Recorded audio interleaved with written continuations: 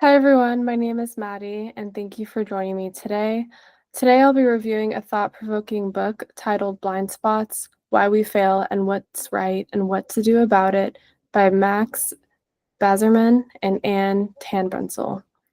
At its core, this book challenges the way that we think about ethics, not just in theory, but in everyday situations. It argues that the most unethical behavior doesn't come from bad people with bad intentions, but from ordinary people like you and me who fail to see the ethical dimensions of their actions. Through powerful examples and psychological insights, Bazerman and Ten Brunsel show how our minds play tricks on us, creating blind spots that distort our moral judgment. And most importantly, they offer tools and strategies to help us recognize and correct those blind spots before they lead us down the wrong path. In the next few minutes, I will walk you through the key takeaways from this book and explore how we can apply them to become more self-aware, ethical leaders in both business and life. So, why do good people make bad choices? The authors challenge the assumption that unethical behavior always comes from bad intentions. In reality, most of us believe we're acting ethically, but we often aren't. Why? Because invisible psychological blind spots that distort our judgment. The authors write that we assume unethical behavior is intentional, and therefore we look over the most subtle and common ways in which people fail to act ethically. This insight is important because it reframes ethical failure not as a deliberate wrongdoing, but as a failure of awareness, something that can affect any one of us, especially in high-pressure business environments. The first takeaway: bounded ethicality and motivated blindness. One of the key concepts in blind spots is something called bounded ethicality, or the idea that ethical decision-making is limited by unconscious biases. We usually think we're doing the right thing, but our perception is shaped by things we're not even aware of. Closely tied to this is motivated blindness, when we ignore unethical behavior because it benefits us. Think of a manager who sees questionable numbers but looks the other way because the results make the team look good. As the authors put it, people often engage in unethical behavior without their own awareness that they are doing anything wrong. Furthermore, they say that motivated blindness occurs when people fail to notice others' unethical behavior when it is in their interest not to notice.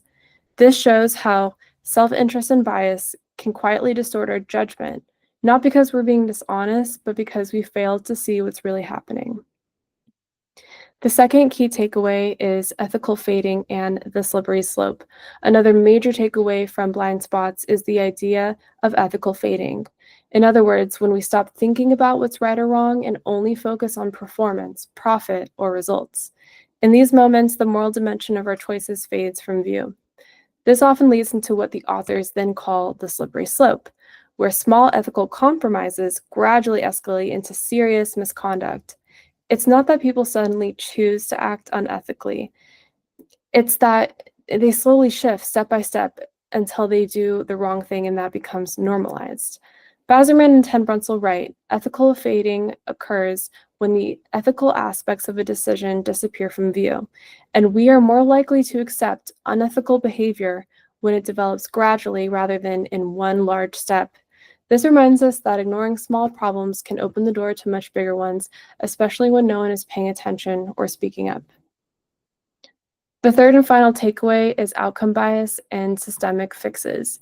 Another key concept in blind spots is outcome bias, the tendency to judge decisions based on how things turn out rather than how ethically the decision was made. If the results look good, we often assume the process was ethical even if it wasn't.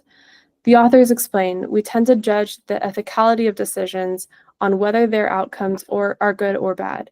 But this is dangerous, especially in business where short-term wins can mask long-term ethical risks. To fight this, they argue for structural solutions, building systems that keep ethics front and center. This could include things like ethical checklists, regular moral reminders, or aligning incentives so that doing the right thing is actually rewarded.